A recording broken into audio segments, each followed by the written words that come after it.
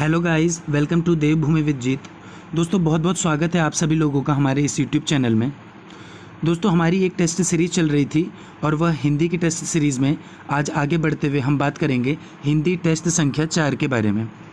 तो दोस्तों इस क्वेश्चन में भी पिछली टेस्ट सीरीज़ की तरह 20 क्वेश्चन होंगे, जिसमें से आप मैक्सिमम गेन करने की कोशिश कीजिएगा।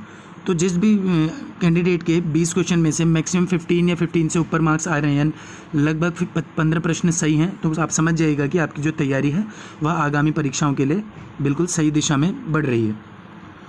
तो दोस्तों जो ये क्वेश्चन इस पेपर में मिलेंगे वो आने वाले UKSSC के पैटर्न पर बेस्ड होंगे, तो आप इन प्रश्नों को ध्यान से इनका उत्तर दीजिएगा। तो आइए दोस्तों बिना किसी देरी करते हुए हम अपनी इस टेस्ट सीरीज़ को आगे बढ़ाते हैं और बात करते हैं प्रश्न संख्या 1 के बारे में। तो दोस्तों हमारा जो ये पहला क्वेश्चन है वह कहता है कि किस कहानी पर आधारित एक फिल्म थी जिसका नाम था तीसरी कसम।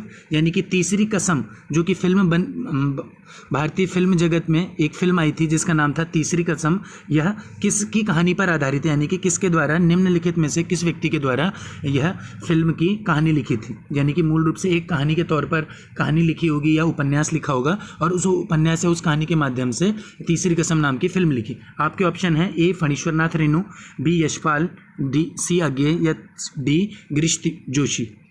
तो जल्दी से आप अपने ऑप्शन टिक कीजिए दोस्तों। तो दोस्तों इस क्वेश्चन का राइट आंसर है option number A Phanishwarnath Renu. दोस्तों हुआ क्या था कि फणीश्वरनाथ रेणु जी के द्वारा एक रचना रची थी जिसका नाम था मारे गए गुलफाम। तो इनकी एक रचना थी, रचना का नाम था मारे गए गुलफाम, और इसी मारे गए गुलफाम पर 1966 में राज कपूर जी के द्वारा एक फिल्म लिखी गई। राज कपूर जी उसमें एक्टिंग किया करते थे, तो उस फिल्म का नाम था तीसरी कसम। तो तीसरी कसम की जो ये स्टोरी है ये फणीश्वरनाथ रेणु जी की रचना मारे गए गुलफाम नामक रचना से ली गई है। तो एक फर्स्ट क्वेश्चन का राइट आंसर हो जाएगा option number A Phanishwarnath Renu. आइए दोस्तों अगले क्वेश्चन की ओर बढ़ते हैं। हमारा अगला क्वेश्चन इस प्रकार है दोस्तों। अगला क्वेश्चन कहता है, सेकंड क्वेश्चन, कि सागर सा गंभीर हृदय हो, गिरी सा ऊंचा हो जिसका मन। तो यानी कि इस जो भी आपके पास अभी ये स्टेटमेंट दिया गया है, उपयुक्त वाक्य में कौन सा अलंकार है ये बताना है। ऑप्शन ए कहता है उपमा अलंकार, दूसरा कहता है श्लेष अलंकार, सी कहता है विभावना, और या डी यमक अलंकार। तो दोस्तों जल्दी से आप अपने आंसर टिक कीजिए। तो दोस्तों इस क्वेश्चन का राइट आंसर हो जाएगा ऑप्शन नंबर ए उपमा अलंकार।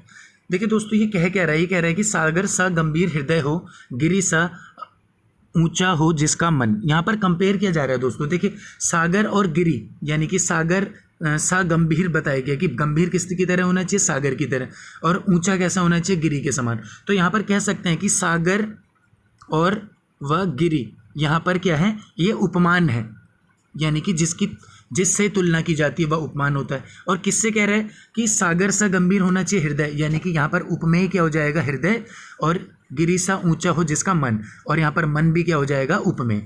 तो कहीं ना कहीं यहाँ पर बात की गई है कि उपमान की उपमेय के साथ कंपैरिजन किया गया है, यानी कि तुलना की गई है। तो यानी कि कहा जा सकता है कि यहाँ पर जहाँ पर भी उपमान और उपमेय के बीच में कंपैरिजन किया जाता है, ठीक है, तो वहाँ पर कौन सा अलंकार होता है, उपमा अलंकार होता है।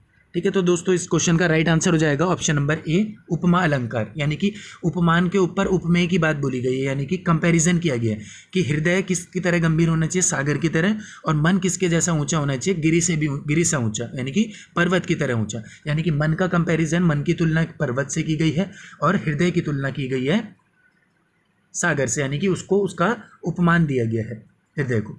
तो सेकंड क्वेश्चन का राइट आंसर ऑप्शन ए उपमा अलंकार। थर्ड क्वेश्चन की ओर बढ़ते हैं दोस्तों। थर्ड क्वेश्चन कहता है निम्न में से शुद्ध वाक्य कौन सा है। तो 4 ऑप्शन है, चारों ऑप्शन में आपने बताना है कि संपूर्ण के लिए शुद्ध वाक्य कौन सा है। तो संपूर्ण के लिए जो शुद्ध वाक्य हो जाएगा, शुद्ध शब्द हो जाएगा दोस्तों, वो आपका ऑप्शन नंबर ए हो जाएगा संपूर्ण। तो संपूर्ण जो शब्द दिया गया है यह शुद्ध शब्द हो जाएगा किसके लिए, इन 4 ऑप्शंस में से। तो क्वेश्चन नंबर 3 का राइट आंसर है ऑप्शन नंबर ए। आइए अगले क्वेश्चन की ओर बढ़ते हैं दोस्तों। अगला क्वेश्चन कहता है कि विद्यापति ने अपभ्रंश को क्या कहा है। ए देशवाणी, बी देशभाषा, सी ए और बी दोनों, या डी इनमें से कोई नहीं। तो जल्दी से आप अपने आंसर टिक कीजिए दोस्तों। तो फोर्थ क्वेश्चन का राइट आंसर हो जाएगा ऑप्शन नंबर ए देशवाणी। तो दोस्तों विद्यापति जी के द्वारा अपभ्रंश भाषा को देशवाणी कह करके संबोधित किया गया है। तो फोर्थ का राइट आंसर हो गया ऑप्शन नंबर ए। आइए दोस्तों फिफ्थ क्वेश्चन की ओर बढ़ते हैं। फिफ्थ क्वेश्चन कहता है दोस्तों 10वां विश्व हिंदी सम्मेलन का आयोजन कहाँ हुआ। आपके ऑप्शन इस प्रकार हैं, ए भोपाल, बी पोर्ट लुइस, सी सैन फ्रांसिस्को या डी साउथ अफ्रीका। तो जल्दी से आप अपने आंसर टिक कीजिए दोस्तों। तो दोस्तों इस फिफ्थ क्वेश्चन का जो राइट आंसर है वो हो जाएगा ऑप्शन नंबर ए भोपाल। तो भारत के भोपाल नामक शहर में 10वां विश्व हिंदी सम्मेलन का आयोजन किया गया था। तो दोस्तों इसका आयोजन हुआ था 10 से 12 सितंबर 2015 में। ठीक है दोस्तों, भोपाल भारत में। और इसका जो उद्घाटन किया था तो तत्कालीन प्रधानमंत्री थे 2015 में नरेंद्र मोदी जी के द्वारा इसका उद्घाटन किया गया था। और कुल यदि पूछा जाए कि इस सम्मेलन में कुल कितने देशों ने भाग लिया था तो कुल देशों की संख्या थी 27। तो 10वां जो विश्व हिंदी सम्मेलन था इसका आयोजन हुआ था भोपाल में, मध्य प्रदेश की राजधानी भोपाल में 10 से 12 सितंबर 2015 को नरेंद्र मोदी जी के द्वारा इसका उद्घाटन किया था। और कुल जो इसमें जिन देशों ने प्रतिभाग लिया था तो प्रतिभागी देशों की संख्या थी 27। दोस्तों एक थोड़ा सा इसकी इतिहास में जाएंगे कि विश्व हिंदी सम्मेलन की जो शुरुआत हुई थी वो 1975 में तत्कालीन प्रधानमंत्री इंदिरा गांधी जी के द्वारा करवाई गई थी। ठीक है दोस्तों, तो फिफ्थ क्वेश्चन का राइट आंसर है ऑप्शन नंबर ए भोपाल।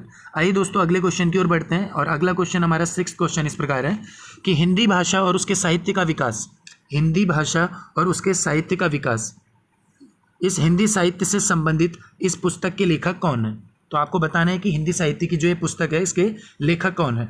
ए अज्ञे यानी कि सच्चिदानंद हीरानंद वात्स्यायन अज्ञे, या बी हरि औंध अयोध्या सिंह उपाध्याय हरि औंध, सी मोहन अवस्थी या डी इनमें से कोई नहीं। तो आप अपने आंसर टिक कीजिए दोस्तों। तो दोस्तों सिक्स क्वेश्चन का राइट आंसर हो जाएगा अयोध्या सिंह उपाध्याय हरि औंध। तो दोस्तों हरि औंध जी के द्वारा हिंदी भाषा और उसके साहित्य का विकास नाम से हिंदी साहित्य की एक पुस्तक लिखी थी। पुस्तक का नाम क्या था, हिंदी भाषा और उसके साहित्य का विकास। ये किसने लिखी थी, option number B Ayodhya Singh Upadhyay Hariaudh. आइए दोस्तों सेवेंथ क्वेश्चन की ओर बढ़ते हैं। सेवेंथ क्वेश्चन कहता है कामायनी के रचयिता जयशंकर प्रसाद हैं, इस वाक्य में किस प्रकार की अशुद्धि है, इसका चयन करना है। तो आपके ऑप्शन इस प्रकार हैं, ए लिंग संबंधित अशुद्धि, बी वर्तनिश संबंधित अशुद्धि, सी वचन संबंधित अशुद्धि या डी कारक संबंधित अशुद्धि। तो आपके अपने अपने ऑप्शंस आंसर्स को टिक कीजिए दोस्तों। तो दोस्तों सेवेंथ क्वेश्चन का राइट आंसर हो जाएगा ऑप्शन नंबर बी वर्तनी संबंधित अशुद्धि। तो दोस्तों इसमें वर्तनी देखना है, इसमें दोस्तों रचयिता लिखा है दोस्तों, रचयिता ना होकर के रचयिता होता है। ठीक है, तो इस क्वेश्चन का राइट आंसर हो जाएगा ऑप्शन नंबर बी वर्तनी संबंधित अशुद्धि। अगले क्वेश्चन की ओर बढ़ते हैं दोस्तों। क्वेश्चन नंबर 8 हो जाएगा कालिदास कृत मालविकाग्निमित्रम क्या है। क्या ये कहानी है, नाटक, कथा संग्रह या जीवनी। तो दोस्तों कालिदास जी के द्वारा काफ़ी रचनाएं रची गई थी, उनमें से एक प्रमुख मालविकाग्निमित्रम भी है, जैसे मेघदूतम, रघुवंशम, कुमार संभवम, अभिज्ञान शाकुंतलम। इन्हीं तरीके से मालविका अग्निमित्रम भी एक इनकी रचना है जो कि मूल रूप से नाटक है। तो आपके 8th क्वेश्चन का राइट आंसर हो जाएगा ऑप्शन नंबर बी, यह एक नाटक है। आइए दोस्तों अगले क्वेश्चन की ओर बढ़ते हैं। 9th क्वेश्चन कहता है दोस्तों गुनाहों का देवता नाम से एक उपन्यास लिखी है, इसके लेखक कौन है। आपके ऑप्शन है, ए नंद किशोर आचार्य, बी शैलेश मटियानी, सी धर्मवीर भारती या डी देवेश ठाकुर। तो अपने अपने आंसर्स टिक कीजिए दोस्तों। तो दोस्तों जिस किसी ने ऑप्शन नंबर सी को राइट आंसर मार्क किया है उसका आंसर सही है। तो गुनाहों का जो देवता है इसकी जो रचना है धर्मवीर भारती जी के द्वारा की गई थी। तो 9th क्वेश्चन का राइट आंसर हो जाएगा ऑप्शन सी धर्मवीर भारती। अगले क्वेश्चन की ओर बढ़ते हैं दोस्तों। क्वेश्चन नंबर 10 कहता है कौन सा शब्द पुत्र का पर्यायवाची नहीं है। तो आपने इस क्वेश्चन में बताना है कि कौन सा पर्यायवाची शब्द पुत्र का नहीं है। ए ऑप्शन है सुत, बी आत्मज, सी तनुज या डी अनुज। तो अपने आंसर टिक कीजिए दोस्तों। 10th क्वेश्चन का राइट आंसर हो जाएगा दोस्तों ऑप्शन नंबर डी। जहां सुत, आत्मज और तनुज पुत्र के पर्यायवाची हैं, वहीं अनुज भाई का पर्यायवाची, यानी कि छोटे भाई को या छोटे भ्राता को अनुज बोला जाता है। तो 10th क्वेश्चन का राइट आंसर हो जाएगा ऑप्शन नंबर डी। आइए 11th क्वेश्चन की बात करते हैं। किस शब्द में करण तत्पुरुष समास नहीं है। तो आपने बताना है किस में करण तत्पुरुष समास नहीं है। तो आपके ऑप्शन है मनमाना, ईश्वर दत्त, तुलसीकृत या पदच्युत।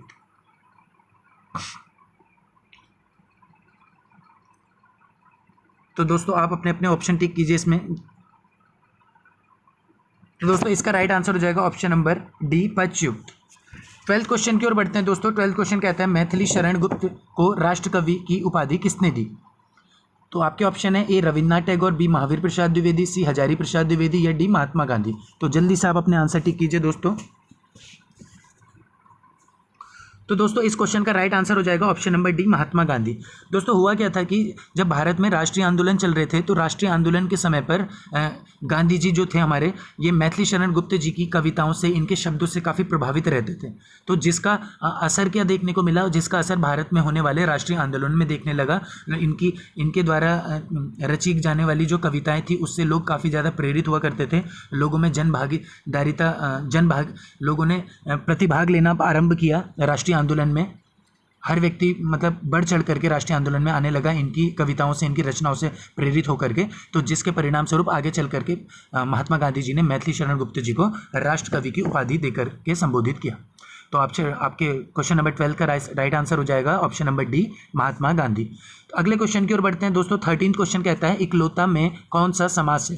ए द्वंद्व समास, बी द्विगु समास, सी कर्मधारय समास या डी अव्ययभाव समास। अपने आंसर टिक कीजिए दोस्तों। तो दोस्तों 13th क्वेश्चन का राइट आंसर हो जाएगा ऑप्शन नंबर बी द्विगु समास। तो इकलौता बोला गया दोस्तों, इसमें यह बताया गया कि पुत्र मतलब पुत्र या पुत्री जिसके संदर्भ में भी बोलते हैं कि उसका वह पुत्र इकलौता है, यानी कि एक है, और एक यहाँ पर संख्या हो जाएगी।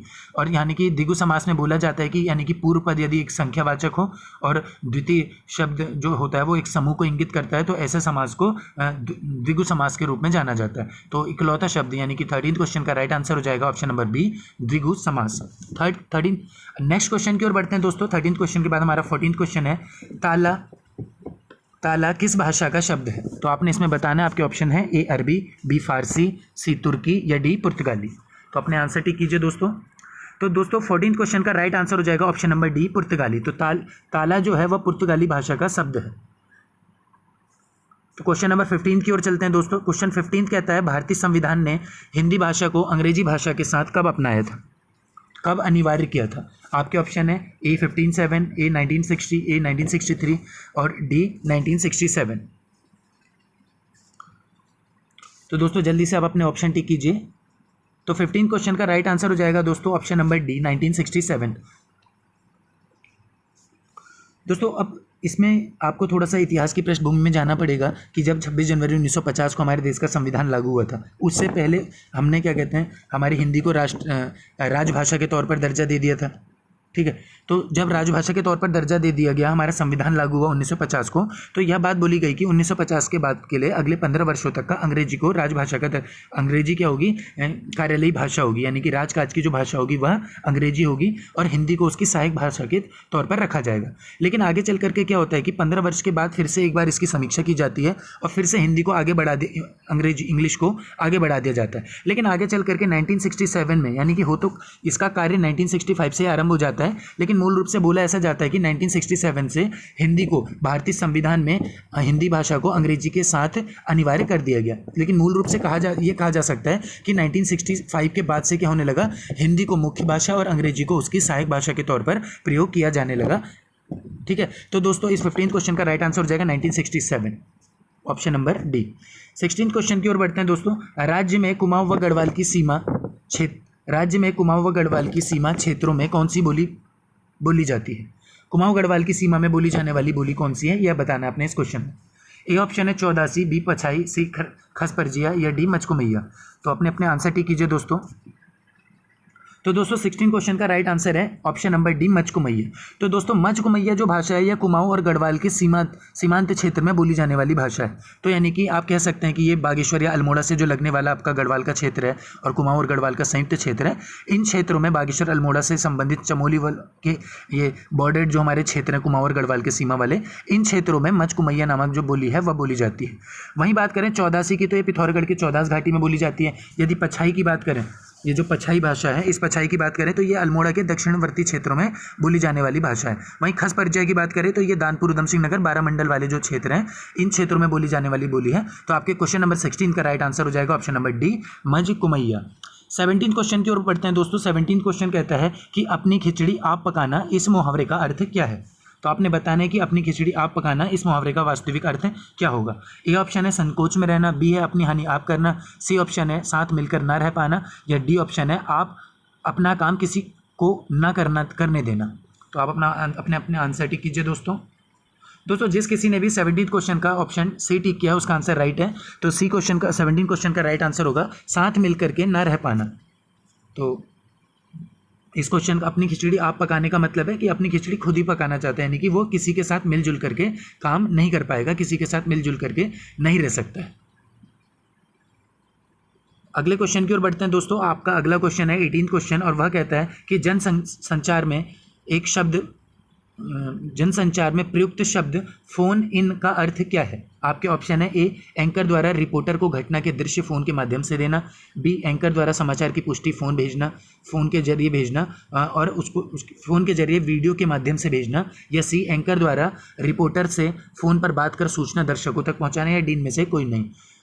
तो दोस्तों अपने अपने ऑप्शन इसमें टिक मार्क कीजिए। तो 18 क्वेश्चन का राइट आंसर हो जाएगा दोस्तों ऑप्शन नंबर सी। यानी कि देखो दोस्तों जनसंचार में मैं जल्दी आपके लिए एक वीडियो लेकर के आऊँगा, तो उसमें हम जनसंचार के जो भी हमारे हिंदी में जनसंचार का एक टॉपिक है, इन जनसंचार के टॉपिक से जितने भी इंपॉर्टेंट क्वेश्चंस हैं उन सारे क्वेश्चंस को हम लोग वहाँ पर चर्चा करेंगे। तो इस क्वेश्चन में देखिए जनसंचार के अलग अलग माध्यम होते हैं, तो उन माध्यमों में पाठकों या कह सकते हैं कि आप जो भी व्यूवर्स होते हैं उन व्यूवर्सों तक का इन्फॉर्मेशन को संप्रेषित करना होता है, यानी कि पहुंचाना होता है। तो इसी में एक जो शब्द है, टेक्निकल टर्म है फोन इन। तो इस फोन इन का मतलब ये होता है कि एंकर के द्वारा, यानी कि एंकर टीवी पर लाइव टेलीकास्ट दे रहे होते हैं स्टूडियो में बैठ करके, और रिपोर्टर होते हैं घटनास्थल में। अब रिपोर्टर क्या करते हैं, घटनास्थल से फ़ोन के माध्यम से जो सूचना होती है वो क्या कहते हैं वहाँ पर लाइव दर्शकों को जो पहुँचाते हैं उसको फ़ोन इन बोलते हैं। यानी कि फ़ोन के माध्यम से सूचनाओं को जब यदि कोई रिपोर्टर एंकर के माध्यम से, फ़ोन के माध्यम से, यानी कि एंकर को रिपोर्टर देंगे फ़ोन के माध्यम से और फिर एंकर उसी मोबाइल डेटा को की सूचनाओं को दर्शकों तक पहुंचाएंगे। इस शब्दावली को फ़ोन इन के नाम से जाना जाता है। तो दोस्तों क्वेश्चन नंबर 18 का राइट आंसर हो जाएगा ऑप्शन नंबर सी। 19 क्वेश्चन की ओर बढ़ते हैं दोस्तों। 19 क्वेश्चन कहता है कि अध्ययन की दृष्टि से प्रारूप के कितने भाग होते हैं। तो दोस्तों प्रारूप को आप कह सकते हैं ड्राफ्ट, एक तरीके का खाका। इस खाके के कितने भाग होते हैं, ये भी हिंदी के आपका हिंदी के एक महत्वपूर्ण टॉपिक में से एक है जिसमें आगामी परीक्षाओं में पेपर में क्वेश्चन जरूर देखने को मिलेगा। तो आपके ऑप्शन है option A 2, option B 3, option C 4 या ऑप्शन डी 5। तो दोस्तों इस क्वेश्चन का राइट आंसर है ऑप्शन नंबर बी 3। तो अध्ययन की दृष्टि से, यानी कि पढ़ने की दृष्टि से जो प्रारूप होता है, यानी कि जो ड्राफ्ट होता है, उसके मूल रूप से 3 भाग होते हैं। एक तो होता है आपका शीर्ष भाग, दूसरा होता है मध्य भाग, और तीसरा होता है पश्च भाग। यानी कि शीर्ष यानी कि पहला ऊपर का भाग, बीच का भाग और अंत का भाग। तो इस तरीके से अध्ययन की दृष्टि से जो ड्राफ्ट होता है, जो प्रारूप होता है, तो इसके 3 भाग होते हैं, शीर्ष, मध्य और पश्च। तो आइए दोस्तों आज के अंतिम क्वेश्चन की ओर बढ़ते हैं, और आज का हमारा अंतिम क्वेश्चन है शब्द शक्ति के कितने भेद माने जाते हैं। ऑप्शन ए है 3, ऑप्शन बी 4, ऑप्शन सी 5 या ऑप्शन डी 6। तो अपने आंसर टिक कीजिए दोस्तों। तो दोस्तों 20वें क्वेश्चन का राइट आंसर है ऑप्शन नंबर ए 3। तो जो शब्द शक्ति हैं, तो ये शब्द शक्ति के हमारे मूल रूप से 3 भाग होते हैं। एक होता है अभिधा, एक होता है लक्षणा और तीसरा होता है व्यंजना। तो इनके बारे में भी हम अपनी अगली आने वाली जो भी क्लासेस होंगी उसमें विस्तृत जानकारी एक डिस्क्रिप्टिव वीडियो के माध्यम से लेकर के आएंगे। तो आप लोग